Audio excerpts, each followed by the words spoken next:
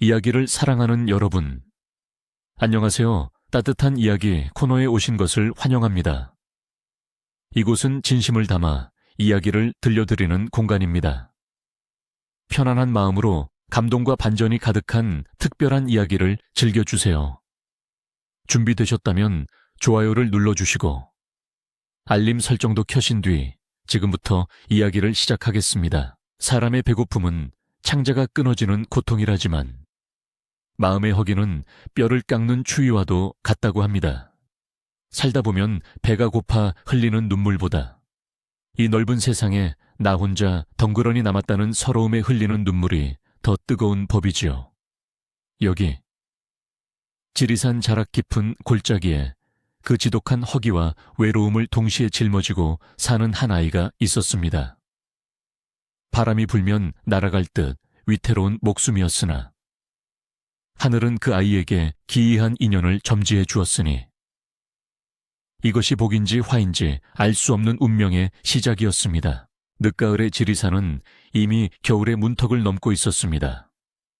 산등성이를 타고 내려오는 바람에는 서리빨 같은 냉기가 서려 있어 옷깃을 아무리 여며도 살을 파고들었습니다. 마을 사람들은 땔감을 구하고 김장을 하느라 분주했으나 마을 어귀 다 쓰러져가는 흙집에 사는 칠성이는 그저 하루하루 입에 풀칠하기도 벅찬 형편이었습니다.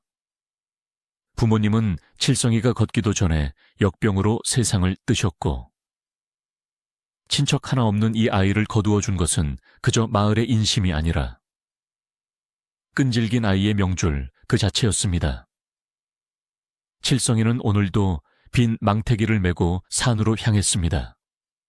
도토리라도 주어야 긴 겨울밤 허기를 달랠 무기라도 쑤어 먹을 수 있었기 때문입니다. 산은 말이 없으나 그 품은 깊고도 무서운 곳입니다.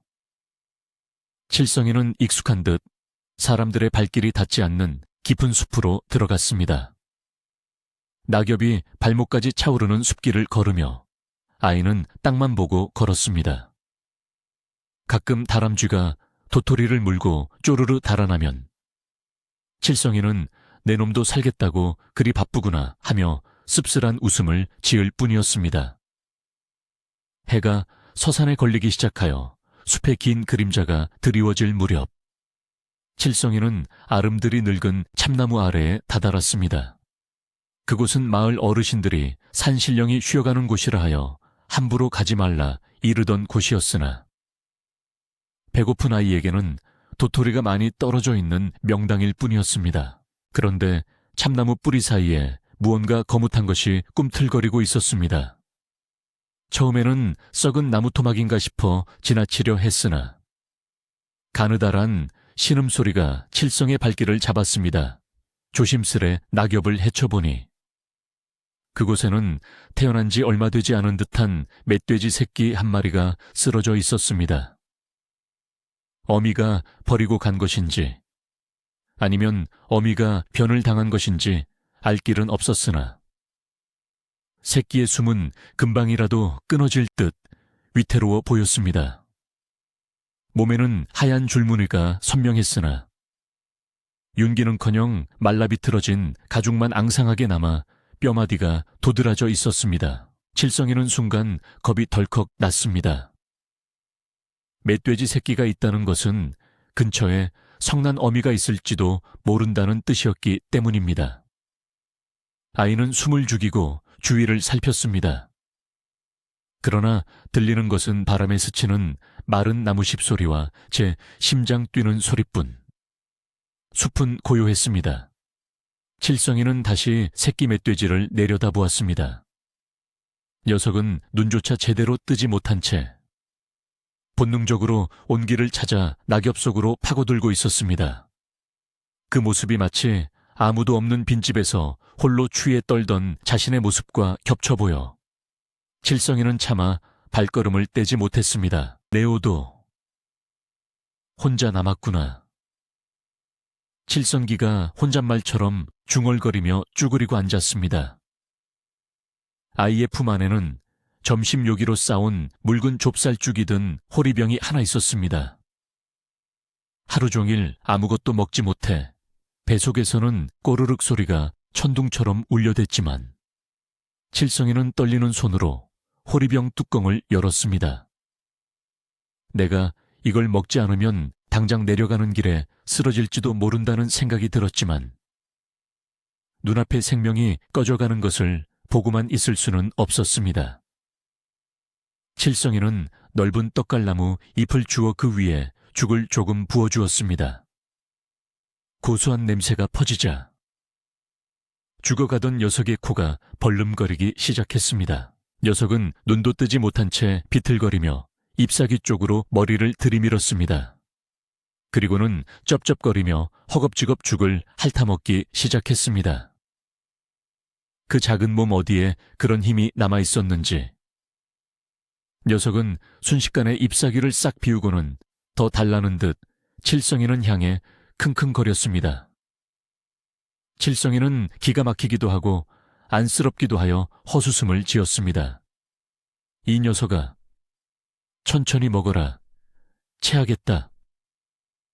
아이는 결국 남은 죽을 몽땅 털어 부어주었습니다. 제 입에는 한 방울도 들어가지 못한 귀한 양식이었으나 배가 불룩해진 채 만족스러운 숨을 내쉬는 짐승을 보니 이상하게도 배고픔이 가시는 듯 했습니다. 어느새 숲에는 어둠이 짙게 깔리기 시작했습니다. 이제 내려가지 않으면 산짐승들의 먹잇감이 될 수도 있는 시간이었습니다. 칠성이는 자리에서 일어났습니다.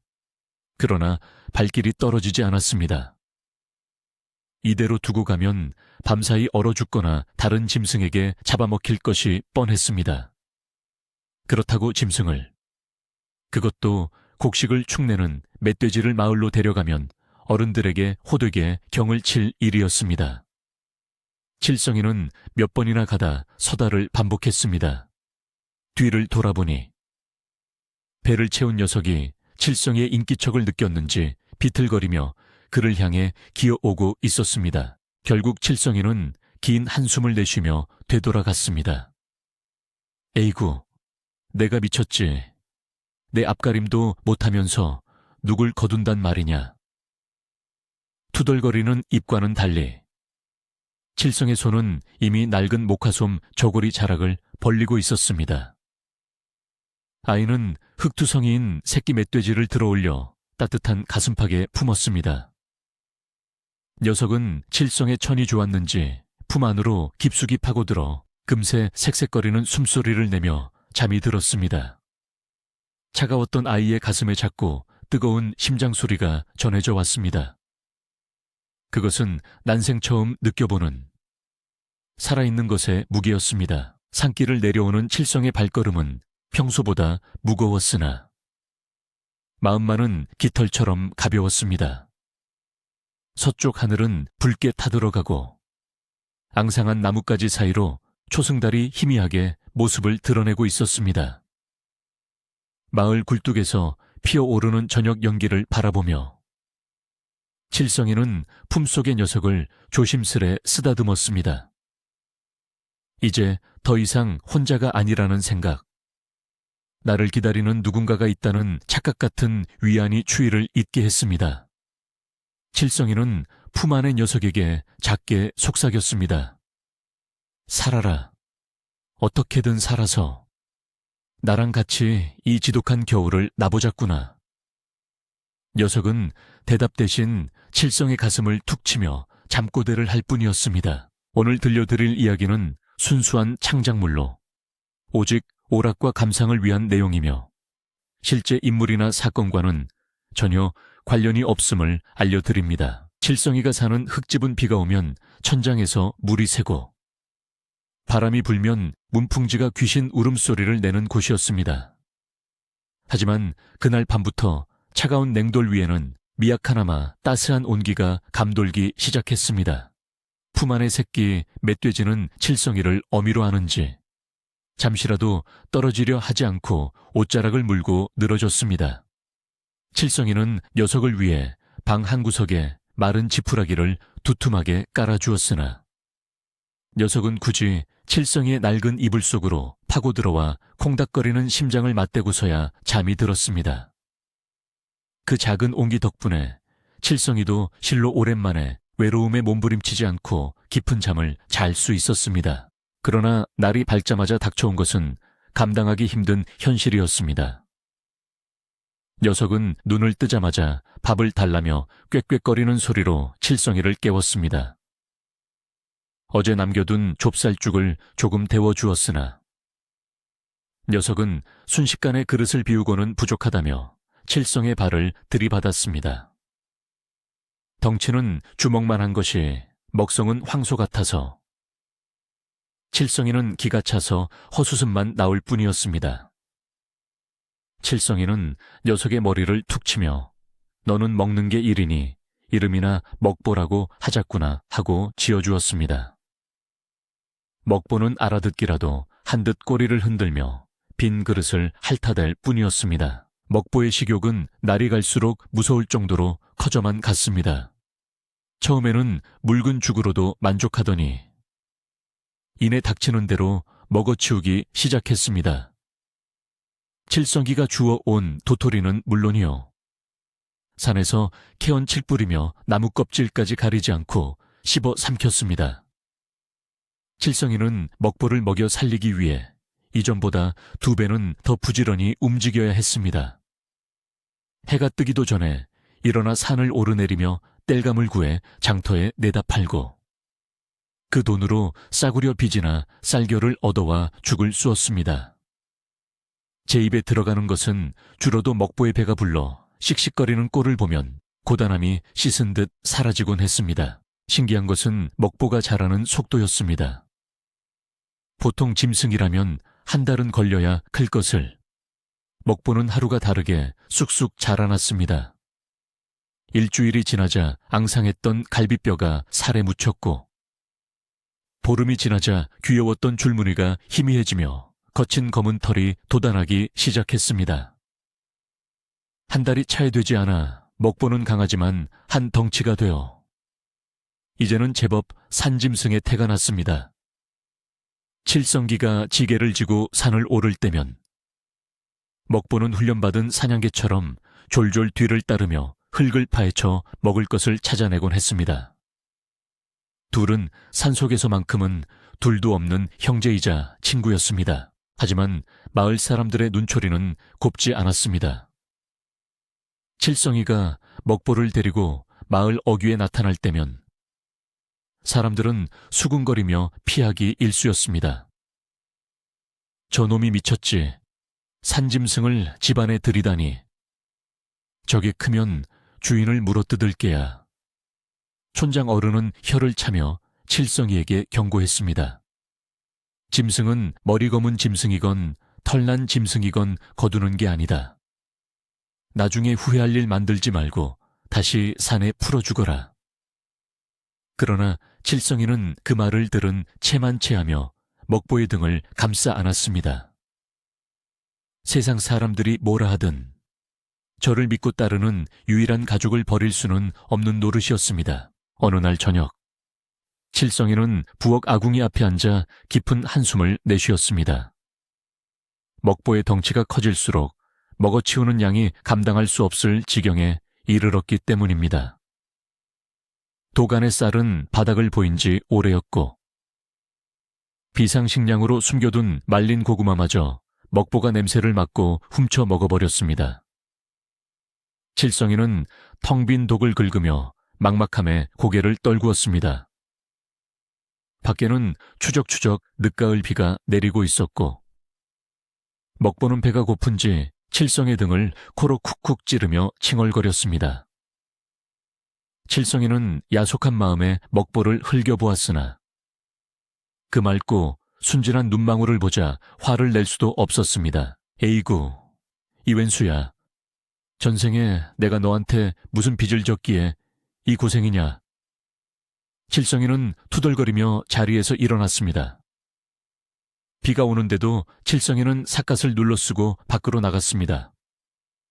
마을 뒤편 대나무 밭에 가서 죽순이라도 캐오거나 남의 집 담장 밑에 떨어진 시래기라도 주워와야 했습니다.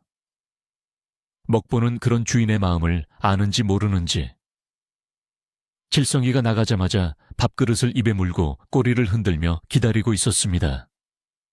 빗줄기는 굵어지고 날은 어두워지는데 칠성의 어깨는 청은망은 무거웠습니다. 그날 밤 칠성이는 젖은 몸을 떨며 구해온 무청 시래기를 삶아 먹보에게 주었습니다. 뜨거운 김이 나는 죽을 허겁지겁 먹어치우는 소리가 빗소리에 섞여 요란하게 울렸습니다.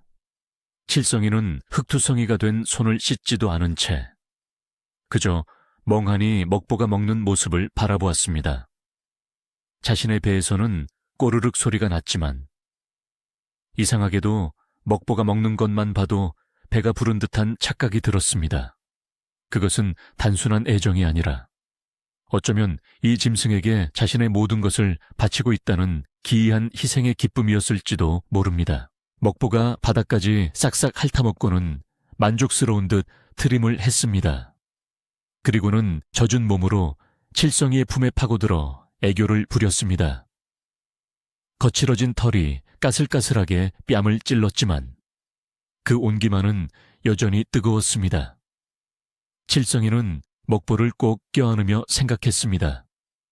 이 녀석이 얼마나 더 클지, 얼마나 더 많은 것을 먹어치울지 알 수 없었습니다.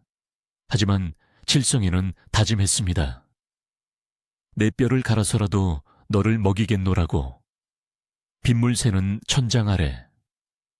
소년과 멧돼지는 서로의 천에 의지해 위태로운 밤을 견디고 있었습니다. 지리산의 겨울은 예고도 없이 도둑처럼 들이닥쳤습니다. 하룻밤 사이에 무릎까지 빠질 정도로 폭설이 쏟아지더니 온 세상이 하얗게 뒤덮여 길과 낭떠러지의 경계조차 사라져 버렸습니다. 뼈 속까지 파고드는 칼바람에 마을 사람들은 문을 굳게 걸어 잠갔고 산짐승들도 자취를 감추어 사는 죽은 듯이 고요했습니다. 칠성이의 낡은 흙집은 눈 무게를 이기지 못해 석가래가 비명을 질렀고 칠성이는 밤새 쌓인 눈을 치우느라 손발이 퉁퉁 부르트도록 움직여야 했습니다. 그러나 이 혹독한 추위보다 더 무서운 것은 바로 집 안에서 자라나고 있는 거대한 짐승. 먹보였습니다. 이제 먹보는 더 이상 칠성이의 품에 안기던 귀여운 새끼 멧돼지가 아니었습니다. 불과 몇 달 사이에 송아지만큼 거대해진 녀석은 온몸의 쇠처럼 뻣뻣한 검은 털이 곤두서 있었고 입게는 날카로운 송곳니가 삐죽이 솟아나 있었습니다. 식욕은 여전했으나 예전처럼 보채거나 칭얼거리는 법이 없었습니다. 대신 묵직한 침묵 속에서 칠성이가 주는 것이라면 썩은 나무 뿌리든 딱딱한 콩깍지든 닥치는 대로 씹어 삼켰습니다. 녀석이 거친 숨을 내쉴 때마다 하얀 입김이 뿜어져 나왔고 그 눈빛은 깊은 산속의 어둠처럼 시커멓게 가라앉아 있어 가끔은 주인인 칠성이조차 섬뜩함을 느낄 정도였습니다. 이상한 일은 그뿐만이 아니었습니다. 먹보는 배가 부르면 따뜻한 아랫목에서 잠만 자던 게으른 습성을 버리고 새벽마다 밖으로 나가 기이한 행동을 하기 시작했습니다. 칠성이가 몰래 지켜보니 녀석은 마당 구석에 있는 늙은 감나무에 몸을 부딪히거나 얼어붙은 땅을 머리로 들이받고 있었습니다. 쿵, 쿵 하는 둔탁한 소리가 새벽 공기를 가를 때마다 나무 껍질이 벗겨지고 땅이 파헤쳐졌습니다. 그것은 먹이를 찾는 몸짓이 아니라 마치 다가올 싸움을 대비해 몸을 단련하는 장수의 훈련처럼 보였습니다. 칠성이는 먹보야. 왜 생나무를 괴롭히느냐 하고 말려보았지만 녀석은 잠시 멈칫할 뿐 다시 묵묵히 나무를 들이받았습니다. 마을 사람들의 수군거림은 이제 공공연한 적대감으로 변해 있었습니다. 저 집에서 키우는 짐승 때문에 산신령이 노해서 눈이 이렇게 많이 오는 게야. 밤마다 짐승 우는 소리에 잠을 못 자겠어. 저러다 우리까지 해코지하면 어쩔 셈이야. 장터에 나가도 사람들은 칠성이를 피했고 일감을 주기는커녕 썩은 무시래기 하나 던져주지 않았습니다. 사람들에게 먹보는 그저 언제 터질지 모르는 시한폭탄과도 같았고, 칠성이는 그 위험한 불씨를 안고 사는 미치광이 취급을 받았습니다. 고립된 칠성이는 점점 말수가 줄어들었고, 오직 먹보와 눈빛을 교환하며 긴 겨울밤을 버텼습니다. 어느 날 오후, 마을 촌장이 장정 며칠 대동하고 칠성이의 집을 찾아왔습니다. 촌장은 마당에 찍힌 거대한 멧돼지 발자국을 보더니 혀를 차며 엄포를 놓았습니다. 칠성아, 이제 더는 봐줄 수가 없다. 마을 사람들 불안해서 못 살겠으니 당장 저 짐승을 잡아 없애든지 아니면 네가 이 마을을 떠나거라. 칠성이는 무릎을 꿇고 빌었습니다. 어르신, 이 녀석은 저를 해치지 않습니다. 제 동생이나 다름없습니다. 제발 겨울만이라도 나게 해주십시오.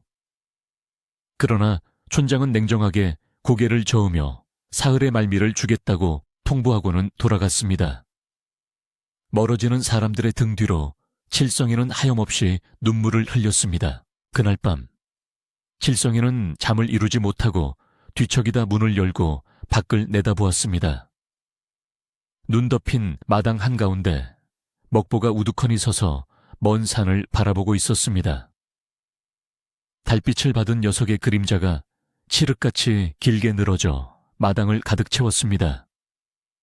칠성이는 문득 녀석이 보고 있는 곳이 우리가 도토리를 줍던 그 평화로운 숲이 아니라 더 깊고 험한 골짜기라는 것을 깨달았습니다. 먹보의 눈은 붉게 충혈되어 있었고 그 시선 끝에는 인간은 알 수 없는 무언가가 도사리고 있는 듯 했습니다. 칠성이는 혹겹 옷을 걸친 채 마당으로 내려가 먹보의 목을 껴안았습니다.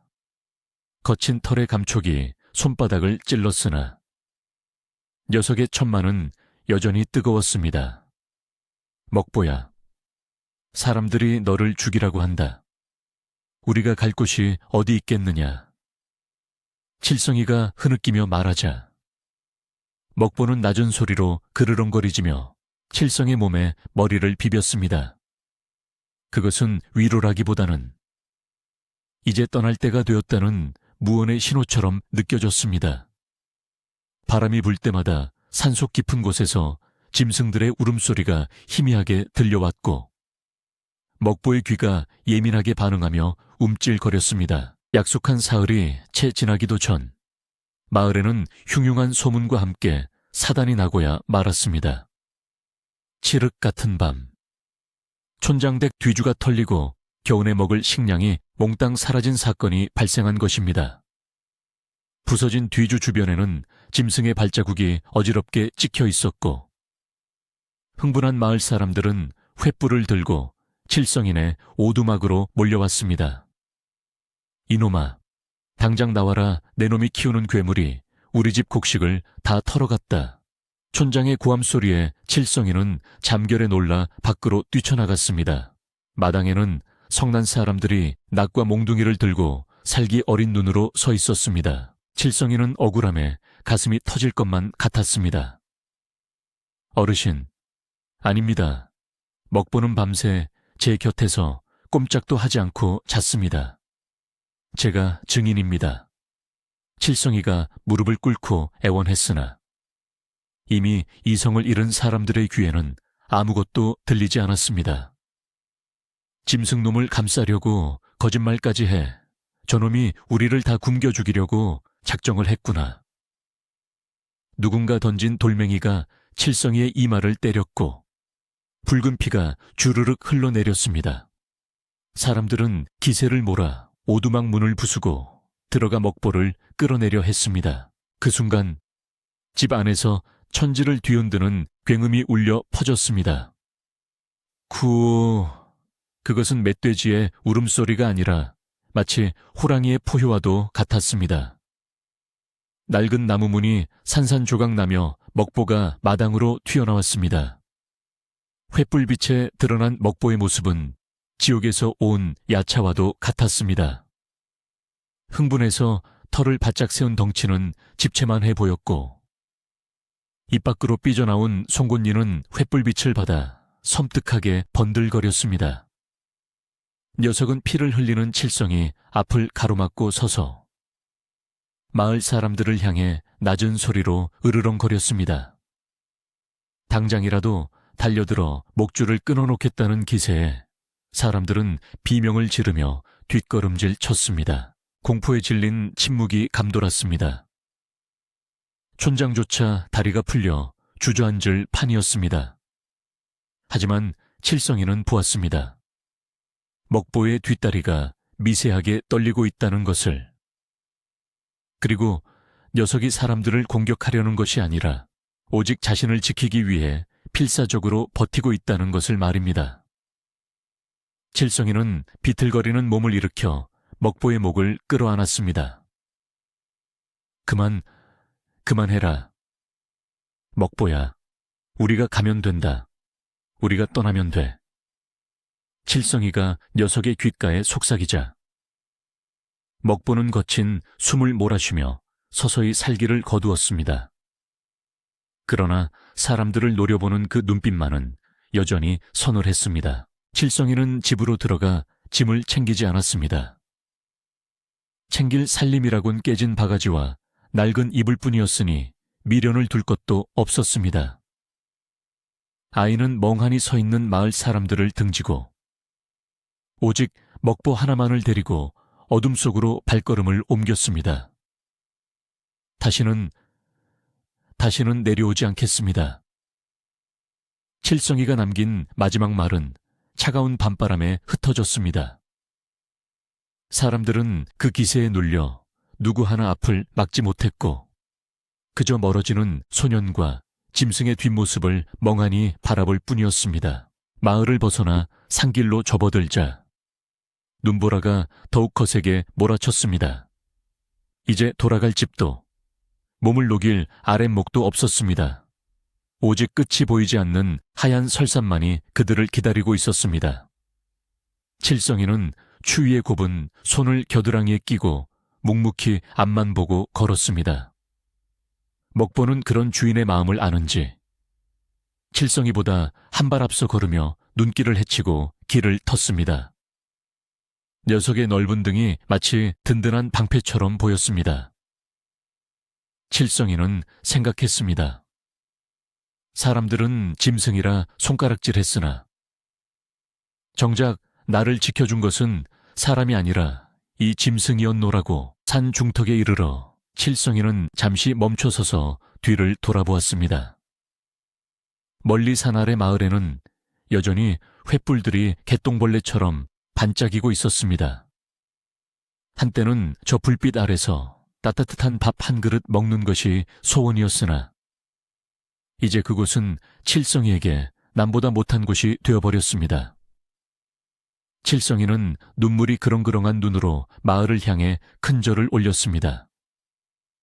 낳아주신 부모님의 뼈가 묻힌 곳이자 자신의 어린 시절이 묻힌 곳에 대한 마지막 작별 인사였습니다.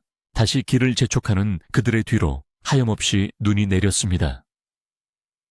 소년의 집신 자국과 멧돼지의 발굽 자국이 나란히 찍힌 눈길 위로 새로운 눈이 덮이며 그들의 흔적을 세상에서 지워버렸습니다.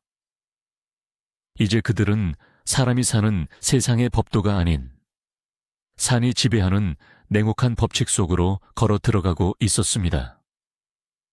바람소리가 마치 귀신 곡소리처럼 들려왔지만 칠성이는 먹보의 거친 숨소리에 의지에 깊고 깊은 산속으로 사라졌습니다. 사는 자비를 모르는 거대한 짐승과도 같았습니다. 눈보라는 칠성이의 뺨을 수천 개의 바늘로 찌르는 듯했고 헤어진 집신 사이로 파고든 눈은 발가락 감각을 앗아간 지 오래였습니다. 무릎까지 차오르는 눈밭을 헤치며 걷던 칠성이는 몇 번이나 넘어지고 구르기를 반복했습니다.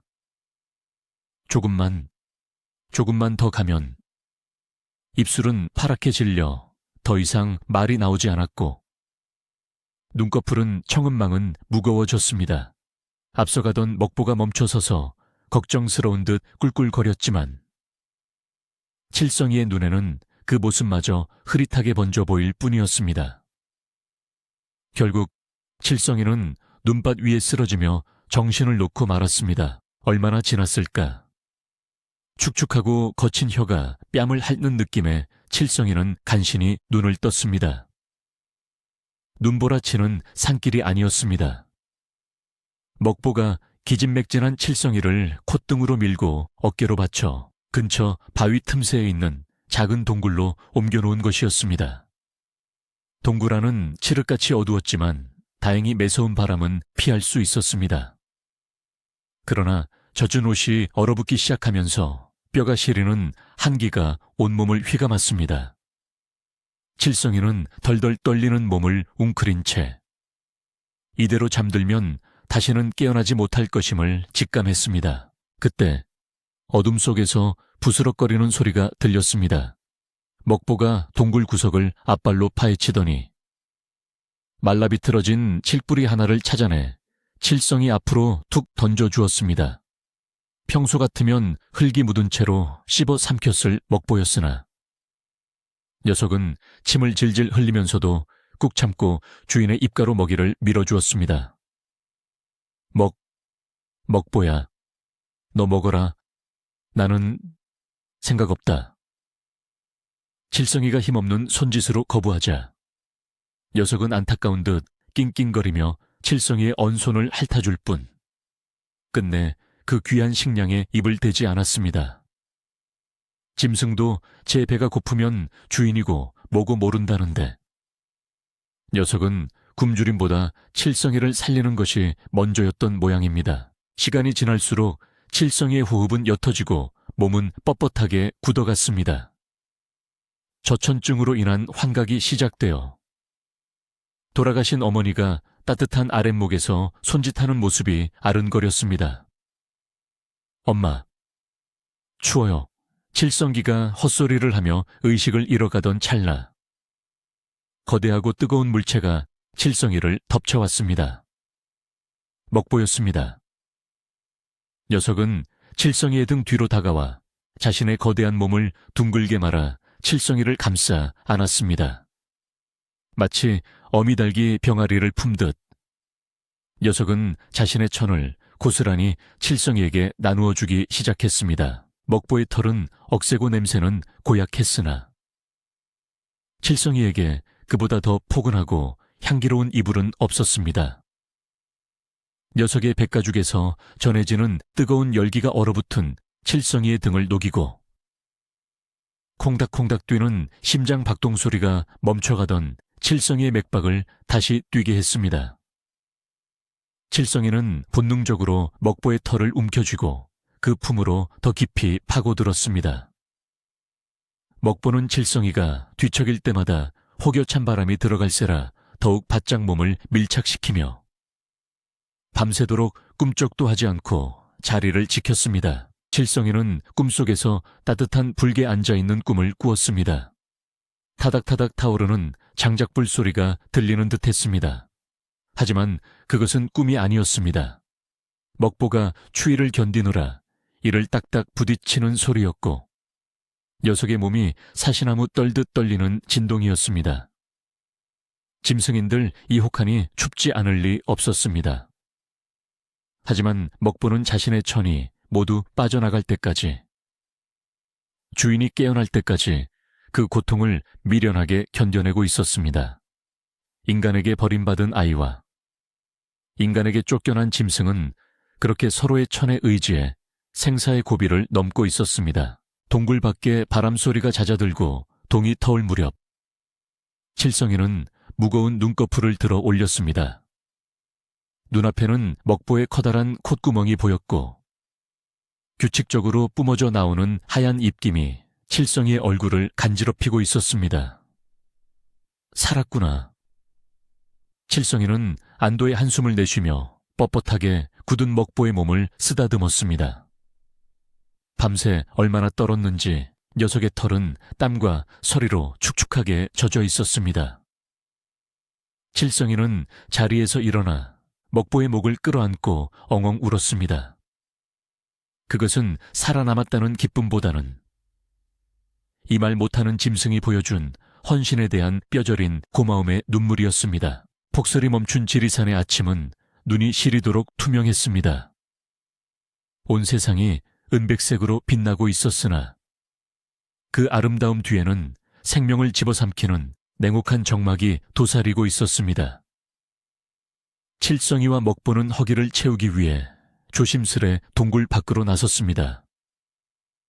발을 딛는 곳마다 눈이 허벅지까지 차올랐고 나뭇가지에 매달린 고드름은 창처럼 날카롭게 아래를 겨누고 있었습니다. 이곳은 더 이상 사람들이 나무를 하고 나무를 캐던 그 야산이 아니었습니다. 인간의 발길이 닿지 않는 깊은 골짜기, 오직 산의 주인만이 다스리는 금지된 땅이었습니다. 얼마를 걸었을까? 앞서가던 먹보가 갑자기 걸음을 멈추고 낮게 으르렁거렸습니다. 칠성이가 다가가 보니 눈 덮인 평지 위에 쟁반만한 발자국들이 찍혀 있었습니다. 칠성이의 머리보다 더 큰 발자국, 깊게 패인 자국마다 서려 있는 묵직한 공포. 칠성이는 단박에 알아차렸습니다. 마을 어르신들이 옛날 이야기처럼 들려주던 산군 샨준, 곧 호랑이의 흔적이었습니다. 등골이 오싹해지고 다리가 후들거려 칠성이는 그 자리에 주저앉을 뻔했습니다. 이것은 단순한 짐승의 발자국이 아니라 이곳에 들어온 자는 살아서 나갈 수 없다는 산의 경고장이나 다름없었습니다. 그 순간부터 먹보의 태도가 완전히 달라졌습니다. 평소 칠성이에게 어리광을 부리던 순박한 모습은 온데간데 없고 온몸의 신경을 곤두선 전사의 모습으로 돌변했습니다. 귀는 쉴 새 없이 움직이며 사방의 소리를 쫓았고 코는 바람에 실려 오는 냄새를 맡느라 벌름거렸습니다. 먹보는 칠성이가 앞서 나가지 못하게 막으며 항상 자신의 엉덩이 뒤에 칠성이를 숨기고 이동했습니다. 녀석의 등 근육은 금방이라도 튀어나갈 듯 팽팽하게 긴장되어 있었고 그 뒷모습에서는 비장함마저 감돌았습니다. 칠성이는 문득 이 녀석이 단순한 멧돼지가 아니라 자신을 지키기 위해 태어난 무사일지도 모른다는 생각을 했습니다. 숲은 기이할 정도로 고요했습니다. 산사의 소리 하나 들리지 않고 바람조차 숨을 죽인 듯 했습니다. 그것은 포식자가 근처에 있다는 증거였습니다. 칠성이는 숨소리조차 크게 낼 수 없어 입을 틀어막고 먹보의 뒤만 따랐습니다.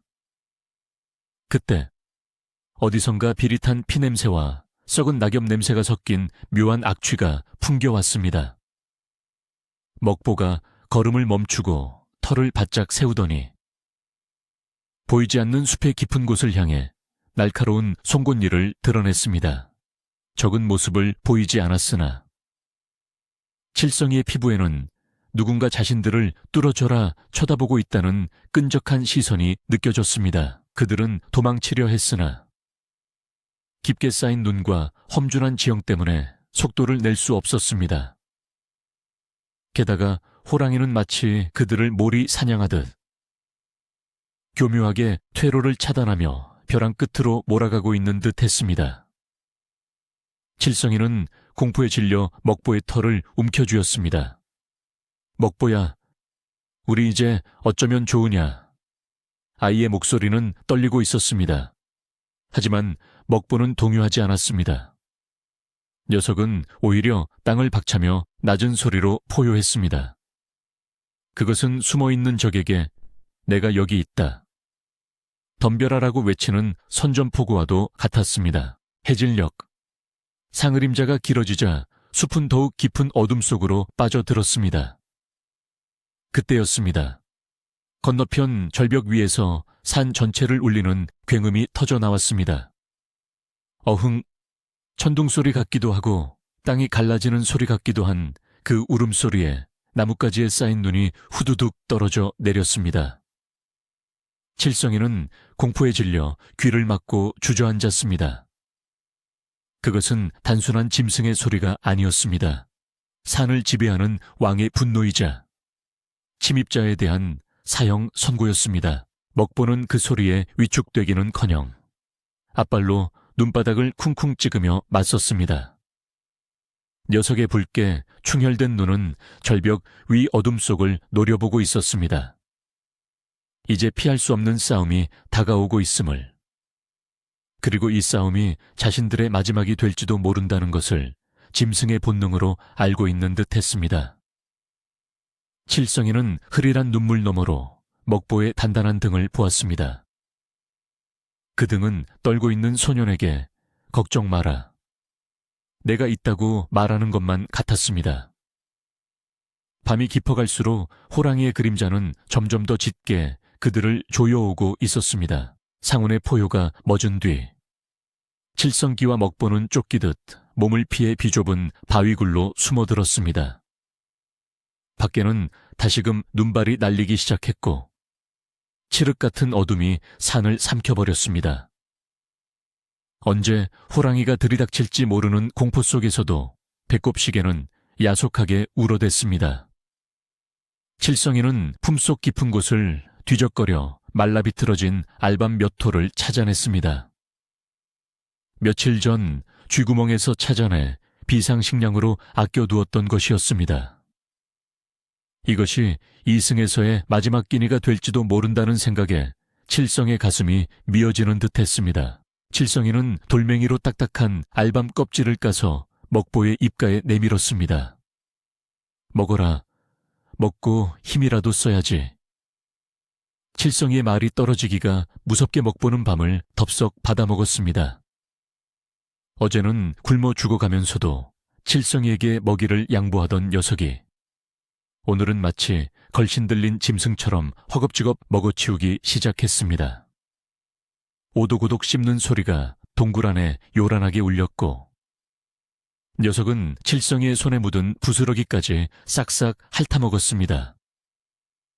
그 모습이 어찌나 개걸스러운지 방금 전 호랑이와 맞서던 비장함은 온데간데 없어 보였습니다. 칠성이는 그런 먹보를 보며 씁쓸한 미소를 지었습니다. 그래, 너는 역시 먹보다.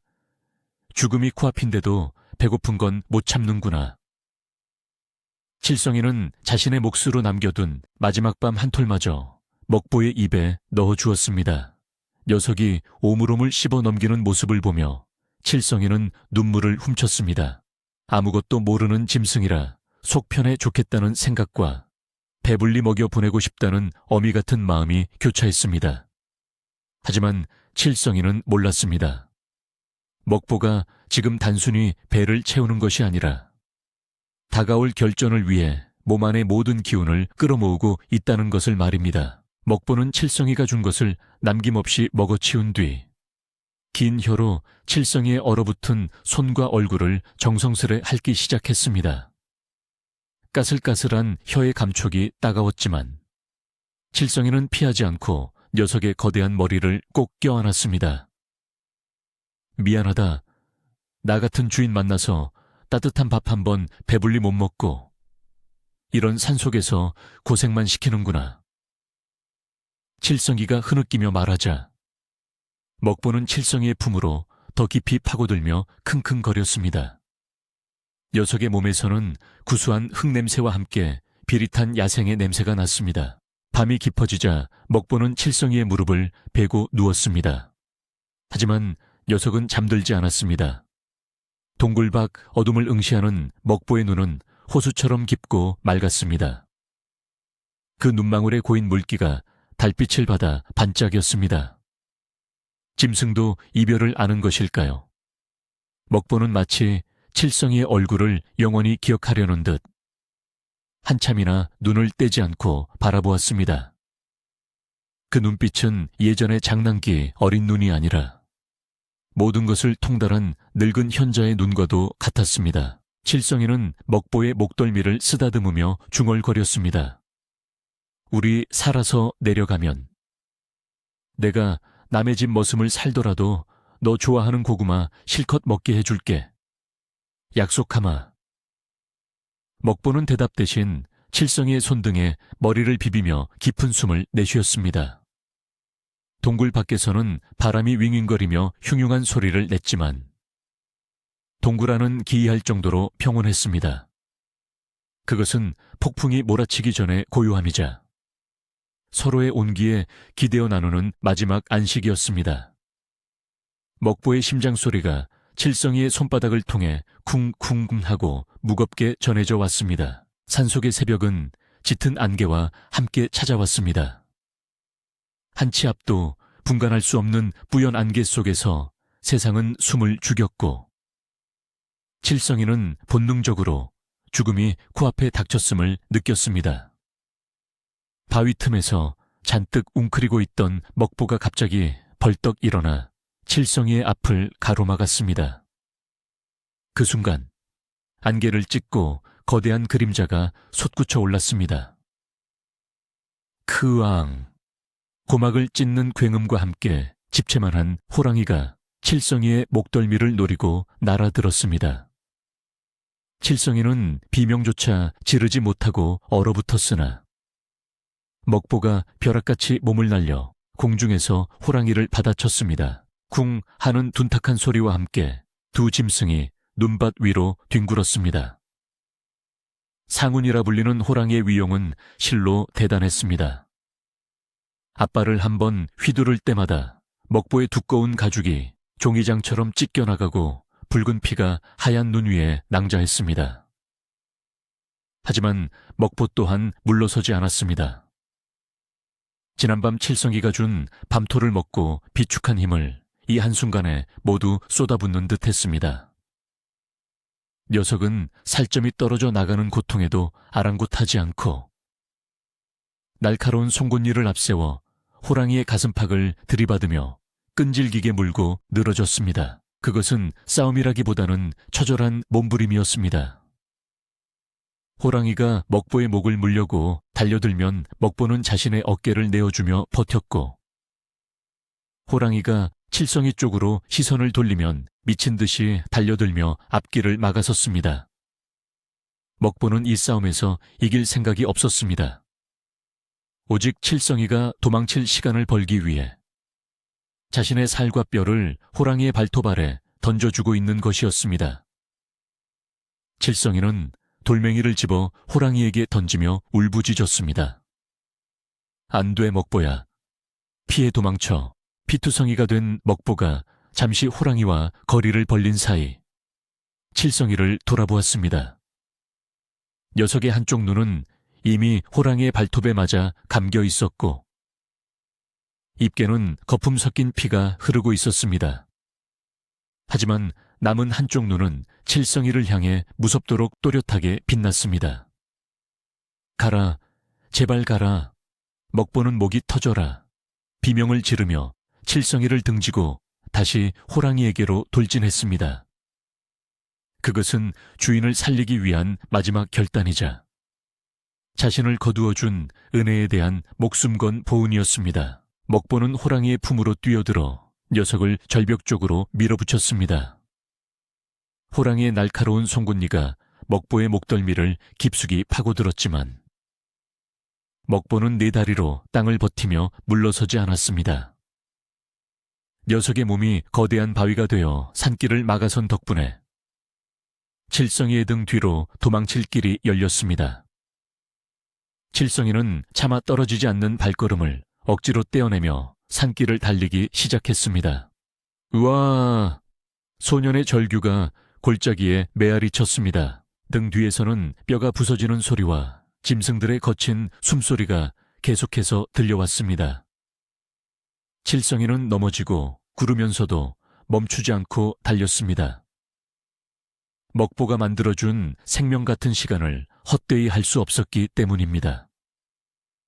안개 속에서 들려오던 먹보의 포효 소리가 점차 잦아들고 대신 호랑이의 분노에 찬 울음소리만이 숲을 뒤흔들었습니다. 칠성이의 눈물은 흐르기도 전에 얼어붙어 뺨을 때렸고 하얀 눈길 위에는 칠성이가 흘린 피눈물과 먹보가 남긴 붉은 핏자국이 길게 이어지고 있었습니다. 칠성이가 어떻게 산을 내려왔는지는 본인도 기억하지 못했습니다. 정신을 차렸을 때 그는 마을 어귀의 장승 아래 쓰러져 있었고 온몸은 찢기고 멍들었으며 옷은 피범벅이 되어 있었습니다. 놀란 마을 사람들이 하나둘 모여들었고 개 중에는 낫과 몽둥이를 든 장정들도 있었습니다. 칠성이는 흐릿한 눈으로 사람들의 바짓가랑이를 붙잡고 애원했습니다. 살려주세요. 먹보가 아직 산에 있어요. 그 처절한 목소리에 사람들은 웅성거렸습니다. 호랑이가 나타났다는 말에 두려움에 떨면서도 산포수들과 장정들은 무기를 챙겨 칠성이를 앞세우고 산으로 향했습니다. 안개가 걷힌 산 중턱은 마치 폭풍이 휩쓸고 지나간 듯 처참했습니다. 아름드리 나무들이 뿌리째 뽑혀 나뒹굴고 있었고 하얗던 눈밭은 온통 붉은 선혈로 뒤덮여 비릿한 냄새가 진동했습니다. 그리고 그 붉은 눈밭 한가운데 검은 산처럼 거대한 물체가 우뚝 서 있었습니다. 먹보였습니다. 녀석은 네 다리로 땅을 굳건히 디딘 채 호랑이가 사라진 쪽을 향해 머리를 두고 죽어 있었습니다. 숨이 끊어진 지 오래되었음에도 녀석은 쓰러지지 않고 마치 바위가 되어 주인이 도망친 길을 끝까지 지키고 있는 듯 했습니다. 호랑이는 큰 상처를 입고 도망친 듯 핏자국이 숲 깊은 곳으로 이어져 있었습니다. 마을 사람들은 먹보의 처참한 몰골의 할 말을 잃고 고개를 숙였습니다. 목덜미는 반쯤 뜯겨나갔고 온몸은 성한 곳 하나 없이 너덜너덜해져 있었습니다. 상운이라 불리는 호랑이를 상대로 물러서지 않고 끝까지 버텨낸 녀석의 기백에 짐승이라 손가락질하던 사람들조차 숙연해질 수밖에 없었습니다. 이건 그냥 짐승이 아니여. 의리 있는 영물이여. 늙은 포수가 낮은 목소리로 읊조리며 혀를 찼습니다. 칠성이는 비틀거리는 걸음으로 먹보에게 다가갔습니다. 차갑게 식어버린 녀석의 몸에 손을 대자 지난밤 자신을 따뜻하게 데워주던 그 온기는 온데간데 없고 딱딱한 털에 감촉만이 느껴졌습니다. 칠성이는 먹보의 피투성이가 된 얼굴을 감싸 안고 무너져 내렸습니다. 이 미련한 놈아, 그렇게 많이 먹더니 결국 맷집 키워서 나 대신 죽으려고 그랬냐? 나 같은 게 뭐라고? 칠성이의 울음소리가 공허한 산 골짜기에 메아리 쳤습니다. 먹보에 감기지 못한 한쪽 눈은 여전히 마을 쪽을 향해 있었습니다. 칠성이가 무사히 내려갔는지 확인하려 했던 것일까요? 칠성이는 자신의 저고리를 벗어 먹보에 찢어진 상처를 덮어주었습니다. 사람들은 아무도 재촉하지 않고 그 모습을 지켜보았습니다. 한때는 마을의 골칫덩이라며 죽이려 했던 짐승이 사실은 호랑이로부터 마을을 지키는 방패가 되어주었다는 사실에 부끄러움과 미안함을 느끼는 듯했습니다. 먹보는 죽어서야 비로소 괴물이라는 오명을 벗고 주인을 위해 목숨을 바친 충직한 생명으로 인정받게 된 것입니다. 하늘에서 다시 한방눈이 내리기 시작했습니다. 하얀 눈송이들이 내려와 붉게 물든 눈밭을 덮고 먹보의 검은 등 위에도 소복이 쌓였습니다. 마치 하늘이 녀석의 고통스러운 마지막을 위로하며 하얀 수의를 입혀주는 듯했습니다. 칠성이는 먹보의 곁을 떠나지 않고 눈을 맞으며 앉아 있었습니다. 뜨거웠던 피도 치열했던 싸움의 흔적도 모두 눈알에 묻히고 산은 다시 언제 그랬냐는 듯 무거운 침묵 속으로 잠겨들었습니다. 소년의 가슴 속에 평생 지울 수 없는 커다란 빚 하나만을 남겨둔 채 말입니다. 그로부터 강산이 5번이나 변한다는 긴 세월이 흘렀습니다. 지리산 자락에 그 작았던 마을도 이제는 제법 큰 동네가 되었고 산을 오르던 좁은 토끼길은 넓은 신장로가 되었습니다.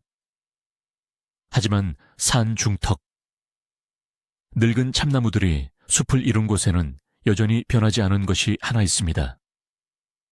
바로 자그마한 움막 하나와 그 뒤편에 자리 잡은 커다란 무덤입니다. 사람의 무덤이라기엔 너무 크고 봉분 앞에는 비석 대신 투박한 바위 하나가 세워져 있는 기이한 묘소입니다. 백발이 성성한 노인이 된 칠성이는 이제 이 산의 묘지기가 되어 홀로 살아가고 있습니다. 그는 평생 혼인을 하지 않았고 자식도 두지 않았습니다. 마을 사람들은 그가 외롭지 않냐고 묻지만 노인은 그저 허허 웃으며 고개를 저을 뿐입니다. 매일 아침 노인은 정성스레 지은 하얀 쌀밥을 고봉으로 가득 담아 무덤 앞 상석에 올립니다. 그리고 굵은 고구마 몇 개를 곁들이며 나직이 중얼거립니다. 많이 먹어라. 이제는 눈치 볼 것 없으니 배가 터지도록 실컷 먹어라. 노인은 가끔 무덤계에 앉아 산 아래를 내려다보며 생각에 잠기곤 합니다. 짐승과 사람이 나눈 그 짧고도 강렬했던 인연이 대체 무엇이었을까 하고 말입니다. 어쩌면 그 멧돼지는 일찍 떠난 부모님이 배고픈 자식을 먹여 살리기 위해 짐승의 탈을 쓰고 잠시 다녀가신 것은 아닐까? 아니면 전생에 자신이 그 짐승에게 큰 빚을 져서 그 빚을 갚으러 왔던 것은 아닐까? 답은 알 수 없으나 노인은 자신이 덤으로 얻은 이 목숨을 함부로 쓸 수 없어 평생을 산과 나무를 지키며 살아왔습니다. 해질 무렵 산바람이 불어와 참나무 잎들이 사각거리는 소리를 냅니다. 노인은 그 소리가 마치 옛날 흙집에서 들었던 먹보에 거친 숨소리 같기도 하고 배고프다고 칭얼거리는 꿀꿀소리 같기도 하여 빙글에 미소를 짓습니다. 이제 노인의 귀도 어지간히 먹어 세상의 소음은 잘 들리지 않지만 마음으로 듣는 그 소리만은 세월이 갈수록 더욱 또렷해지는 법입니다. 기다려라. 나도 곧 갈 테니. 노인은 다 타들어간 향을 정리하며 무덤을 쓰다듬었습니다.